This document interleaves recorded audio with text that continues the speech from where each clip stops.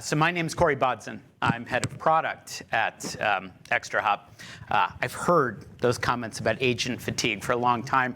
I actually came out of the vulnerability management space. I've worked at companies like Qualys and Tenable. And I remember when it was 2010, I joined Qualys 2010, and Qualys was one of the first SaaS providers for security, vulnerability scanning, and everybody we talked to, I mean, especially the financial services, but just about everybody we talked to said, I am not going to put my data in the cloud, ever, right? By the time 2012 rolled around, actually, that had really switched, and I think Qualys has like 9 out of 10 or all 10 of the top banks in the world and such. Cloud became inevitable, and it was good for Qualys. I joined Tenable, and we built a cloud solution as well, taking advantage of the fact people were willing to actually make use of that.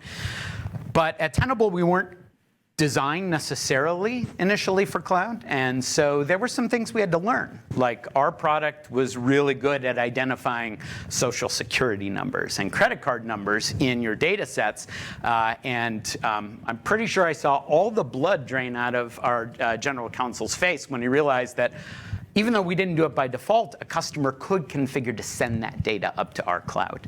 And so we had to spend a lot of time actually thinking about how we were actually going to design and change our product to natively support cloud.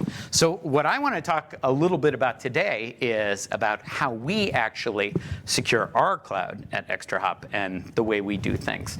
So I'm gonna do some whiteboarding here. I'm going to start with the most important line of demarcation. I'm 5'4". I can't draw above that line, so everything's going to be down here. Let's talk about what we typically do. So I'm going to abstract a little, but we have a couple of appliances that we do. You weren't kidding about this being a board that might fall on me. And you heard Ryan talk about them. We have our EDA that actually collects all the packets, and it's been engineered to do that at up to 100 gigabit sustain rates, even encrypted. So this is what gathers all the data. We have that global search capability. We call it our EXA. We have an ability to store packets as well. We call it our ETA, or our trace appliance, where as this thing collects, it can shove them over there, and we can store them for people to look at them. And we have had, since 2013, we have had a cloud infrastructure in AWS where we have shipped data up to, we called it ADDI, which was shorthand for like anomaly detection engine, if I remember right. And this is where you were asking, I think you were the one who was asking, somebody was asking about the big data and the analytics. Up here is where we run our own stacks, where we do all sorts of various machine learning models. We have a peer group identification one that can kind of call out systems that look and behave the same. We have one that deals with privilege escalation and finding when things in the least privileged part of your network are talking to and exercising administrative control on the most important parts of your network. We have a variety of other models like that. And ADDI takes the data that's shipped up and figures out, hey, something strange is happening. This system that's normally just a badge reader kiosk is all of a sudden transmitting lots of data out into the world. Or the laptop that normally just does, Gmail and hits the printers is all of a sudden exercising administrative control on your domain controller. And so ADDI looks for that. And the way it does it is it has to look at the data that goes up. But this is where, in my prior life, right, that's hard. It takes some thought to do this in a way that's secure. And one of the reasons I joined ExtraHop earlier this year in January was I really liked my boss's approach to this. I was hired by Jesse Rothstein, who's our CTO and one of our founders. Fun story about Jesse. He is absolutely appalled by the fact that I use Clear to get through the airports quickly, because he cannot believe I'm willing to give my biometrics over to somebody.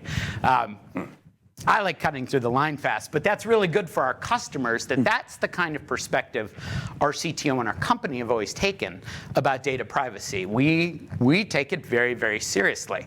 And so when we first built this, we thought about what it was going to take to make sure that data security and data privacy was always guaranteed. And we did that in a pretty novel way. Although this EDA is collecting all the packets at line rates, it's actually generating bits of data, and it doesn't send all the packets up into the cloud. I mean, we were talking about data transfer costs before. You can imagine what that would look like. But it's also unnecessary. We send some key bits up about this IP was talking to that IP over these protocols, or maybe it sent this much data, or it had this many errors between sessions. But before we send it up, we do something pretty novel. So if we have that, IP 1.1.1.1 was talking to 1.2.3.4, when you install this EDA, it gets its own encryption key. And we never get that. That key never leaves this appliance. It's securely cryptographically generated. It stays there. And then when it needs to send information up to our ADI service, what it does is it uses AES 256 SIV. I can't remember what SIV is, something initialization vector, and I can't remember what the S stands for right now. But it has a novel property in that it guarantees if I take this key and encrypt 1.1.1.1, it will always come out to be token A. It will never be anything different. And it guarantees if I encrypt with this key, this one might come out as token Q. And it will always be token Q.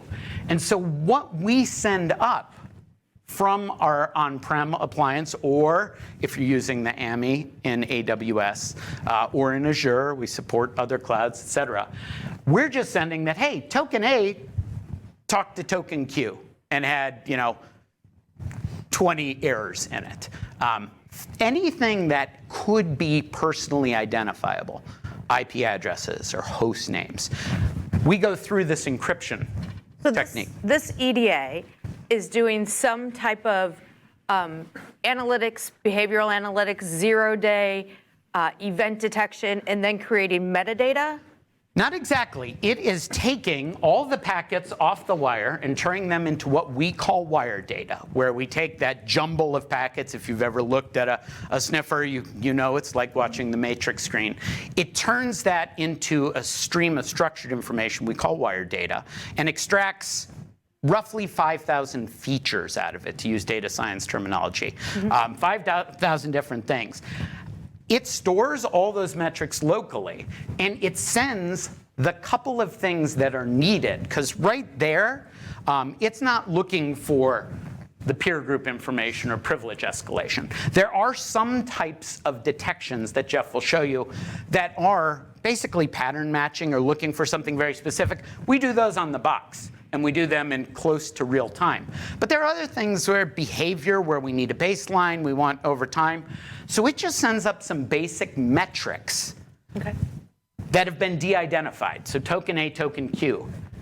ADI gets that information and says, this is unusual. System A, whatever it is not behaving like the rest of its peers. And so I should raise a detection and let somebody know that this seems unusual. Once ADI figures that out, it sends it back down to the EDA, and it sends the only thing it knows is that now I have, let's just call it detection number 10, and it is between token A and token Q. And back here, the user then can take a look, and we're able to deconstruct that because we have the key down here. I'm talking about these two systems, and I can go do my investigation. I can figure out exactly what's happening. And does that work or integrate with like a Kafka bus or some way to get messaging back to other systems? So we do. Just Sandy, check me if I'm answering this right. Jeff's way smarter than I am. We offer a really robust API to make sure you can get all the data at any time. We believe it's your data. not only is there a programmatic API, but we have a system called Open Data Stream that allows us to send data in a variety of formats. Syslog, I think we do, Kafka, message bus. You can send it out as Ceph or Leaf 2.0 to whatever other systems you want. That would come from here out to your on-premise system or up to wherever you've pointed it. But yeah, you can get the data out. The data, the detections, the metrics. Yep. And I have 1 or 25 more questions. Fire away. So one other thing. Is it keeping historical information, so forensics information, so it knows that, like, this usually talks to that, and then it sees a difference. Now, this, which normally talks to that, is now talking to someone else, Yeah, something else. That's a great question. So this system keeps all the metrics we collect, all 5,000. It keeps all the information about all the devices it's seen, everything it knows, et cetera. It sends up to our cloud, because a lot of these things require pretty heavy compute. Our cloud figures out the things like what's normal. We do a baseline over 4 weeks? 4 or 5, Okay. yeah. 4 or 5 weeks, almost. Depending on the detector. Right. How Yeah, do you there you go. maintain that, though? Just 4 or 5 weeks, or do you maintain it for like 6 months a year? So it's a rolling 5-week, hour-of-week baseline Okay. on most of the detectors. Yeah. Excellent. And so we maintain that kind of historical context of what's normal and what isn't normal. And all the time when Addy starts seeing things that violate one or are, according to one of the models we're running, show that something's strange, we should let you know. We've got all that information. It's just we only have the information we need for the various detections we have. So we're not collecting every bit of information. We're not shipping packets up. We're shipping key metrics that we have detections for that have been de-identified. And when we see something strange, we send it down to you where it can be re-identified to the actual systems and issues you need to go address. And, How long, sorry. Oh. I was just going to say that how long does it take to determine normal? And also, who decides what's normal?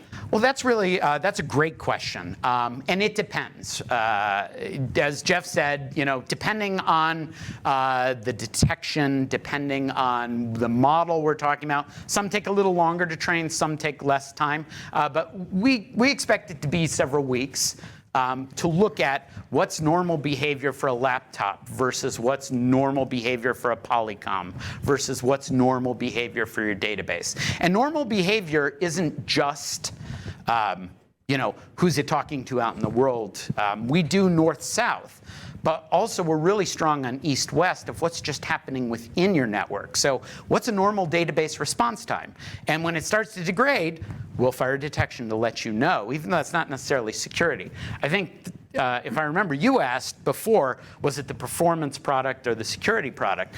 The great thing is our security product is effectively a superset of our performance product. So if you've got RevealX, you get all of those NPM capabilities we've always had, an ability to clue you in on strange things going on that look abnormal based on the models we're running, regardless of the security work you're doing. But did that answer your question? Sort of. I mean, I just wanted to be clear that, so for example, if it's a Polycom, so you know some of the normal behaviors for known products.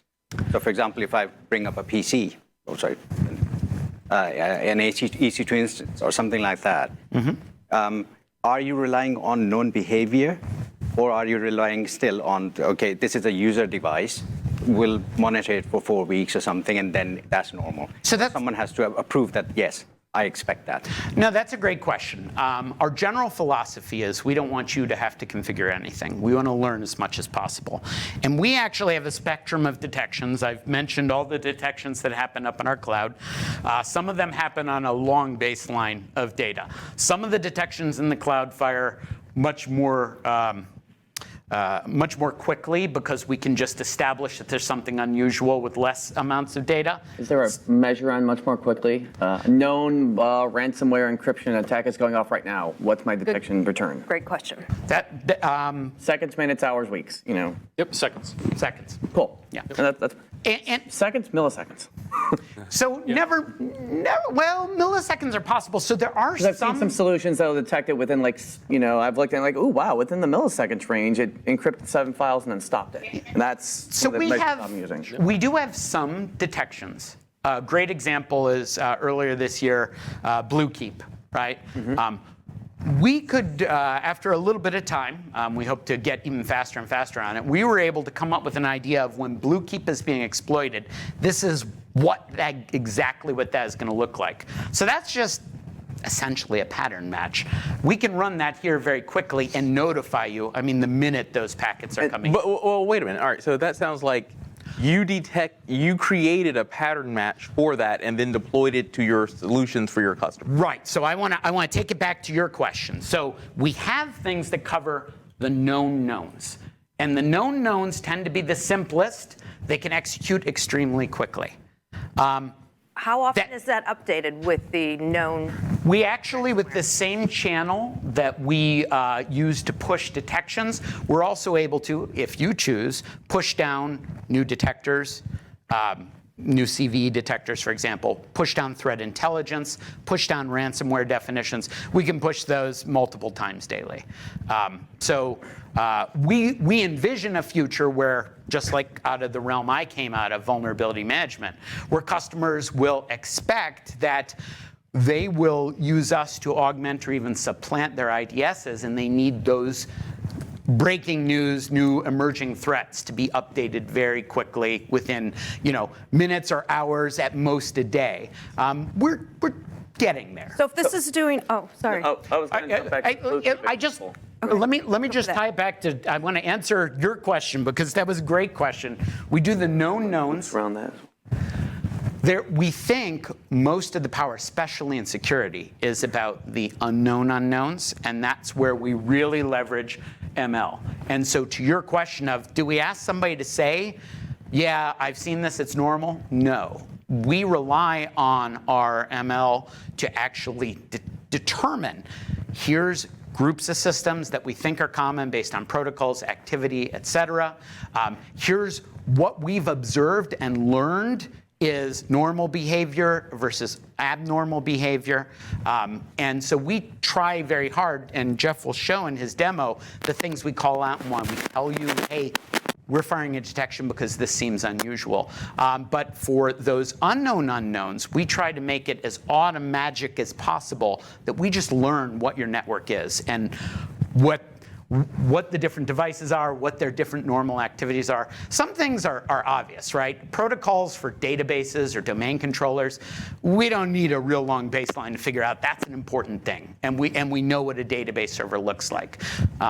Does that answer your question? Exactly. Just one comment that there could still be few things that someone has written an application, or maybe they've made a mistake and it start talking to everything in the network. Then it won't be known behavior and it won't be expected behavior, but still the machine is doing that. So in some cases you might want to have some sort of override that says that I expect that. Yeah, and Jeff will show we did deliver earlier this year an ability to override for people who say, look, yeah, I know that's my scanner, it does that, or this is my pen test team, they do this occasionally.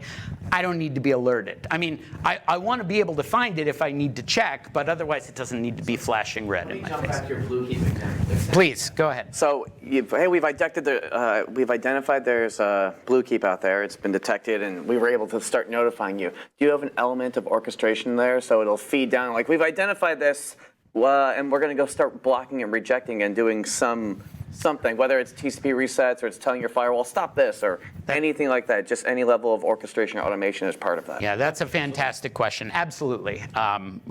You heard Ryan mention NDR, network detection and response. We're excellent at network detection. Response, we want to partner. We think customers already have solutions for that. So we have, They don't. Well, we have integrations, a variety of integrations for like Palo Alto, for example. If you've got Palo Alto firewalls, In those you cases. detect something unusual, if you configure it, we will send a command to the Palo Alto to put that device in a And that's quarantine. really good in the north-south, or if you're We do it for going ACI. We and do it for Cisco NSX. with ICE. But east-west mostly sucks in most options available in the marketplace. East-West does mostly suck, and we're looking at that. So we do integrate with the SOAR vendors, and you stole my punchline, right, that I was going to say, because people ask me, do you support SOAR? And I say, well, we support Phantom and we support Demisto, but 90% of the SOAR out there are Python scripts and Bash shell.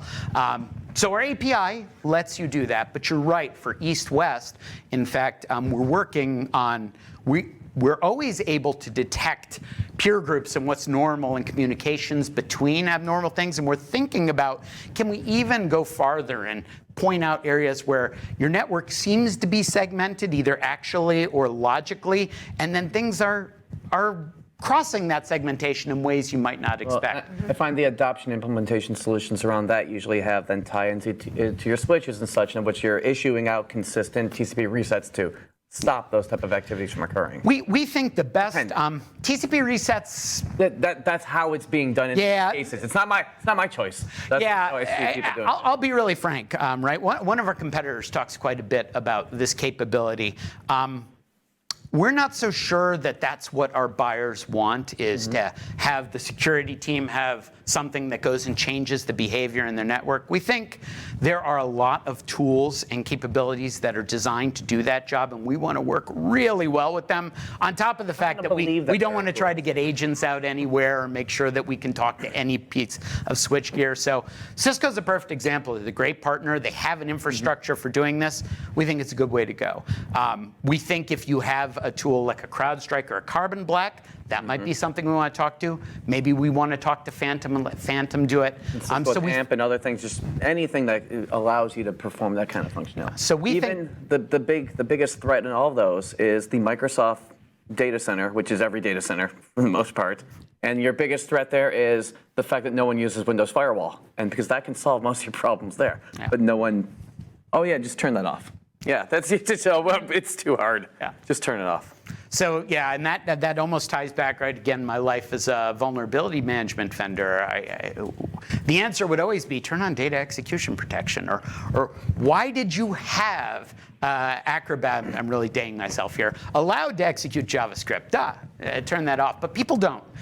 So that's where we spend a lot of effort to make sure that people could be as comfortable as possible with sending that information up to us, allowing us to leverage a powerful ML engine in the cloud to figure out what's unusual, what's something you should pay attention to, and do it in a way that really guarantees. But we face the other risk vector on that is I've got a number of IoT devices I can't load an agent on, I can't control it, so I have to deal with a TCP reset or something. So I mean, there's not an easy answer for that. Or if we're talking healthcare, I've got a bunch of devices that are ancient and I can't do anything about them. And all I can then do is buy an appliance, then pass my traffic through, and then basically firewall each device. I mean, those are the solutions people have been adapting because there aren't good alternatives to try and actually solve these problems. And that's where you end up with what the competitors you have are doing, and they're doing that because the options are terrible. The options are terrible. We've seen a lot of novel solutions that seem pretty brittle. We really believe the solution should be resilient and effective. It should be. Ryan mentioned what Gartner calls kind of the SOC triad of you need to have logs. Logs are great. You need to have endpoint detection and response, also important. Both of those are really nice, but they can be tampered with. They can be turned off. They might not be present. You can't put an EDR agent on that GE blood test machine, for example. So we think we're a critical piece of that triad is network detection and response. The network is wonderful because what happens on the network is as close to truth as it can be. You really can't shut it off, and you can't hide from what's happening there. So this is where we think we're really well positioned to gather all the data we need and then send it up to a secure cloud where we can help you figure out what you really need. Integrate with NACS as appropriate or whatever. That's right. Yeah, the only thing that has visibility into all the data center traffic is the network itself. Endpoint security is not going to cut it. You need security at the network itself. Absolutely. With that said, NIST compliance. Solve the customer issue. You've got anomaly detection. You've got the known vulnerability or the known threats. Yeah. Checks that checkbox for NIST compliance. Yeah, we find, and we actually have a variety of white papers out on our website. We map really nicely to a lot of things: CIS, NIST 800. The list goes on. ITAR? I'm sorry? ITAR? I don't know if we have an ITAR. We don't have a published white paper on ITAR, but yeah, any control framework. Right? You're talking to way back in my life. I was a technology auditor with COBIT 4.0, and those controls look the same as NIST cyber security does today. So yeah, I think the view is There are many jobs we can't solve on network. There are things that you've got to go hard in the endpoint, et cetera. But there are a lot of parts of those control frameworks where we can play a really important role. And we try to help our customers with understanding exactly which ones we check the boxes on. That's a good segue, and then I'm going to wrap and let Jeff do the demo. But this infrastructure SOC 2 Type 2 certified, because we find when people are asking about certifications, they ask frequently. I believe this gentleman asked about GovCloud. GovCloud is good. There's no reason why we couldn't start to operate in GovCloud. You have to get permission from AWS. But we do not yet have FedRAMP certification. GovCloud's only good for low and medium, if I remember. But FedRAMP is a superset of SOC 2 Type 2. So we already have SOC 2 Type 2 for this. We're confident we can get there, and are actually working on a plan to get there. So You have a sponsor? Because for FedRAMP, you also need a sponsor. you need a sponsor, yeah, and we're working some, but if anybody's interested, we're always happy to talk. So with that, that's kind of the architecture for data security. Hopefully, back to my original experience, I still these days, a decade after I joined Qualys, I still hear a lot of security professionals who are somewhat skeptical about using the cloud for some of these, especially some prior companies shipped every packet up. That's great for surveillance. That's not actually really good for security. So my hope is that understanding that we send the bare minimum and we do it in a way that's really tightly secured, now that Jeff's going to come and do the demo, you'll be able to see that actually these capabilities we're offering can really bring all those same capabilities you have inside a traditional data center to a public cloud infrastructure without any loss of control and without any loss of privacy or security as well.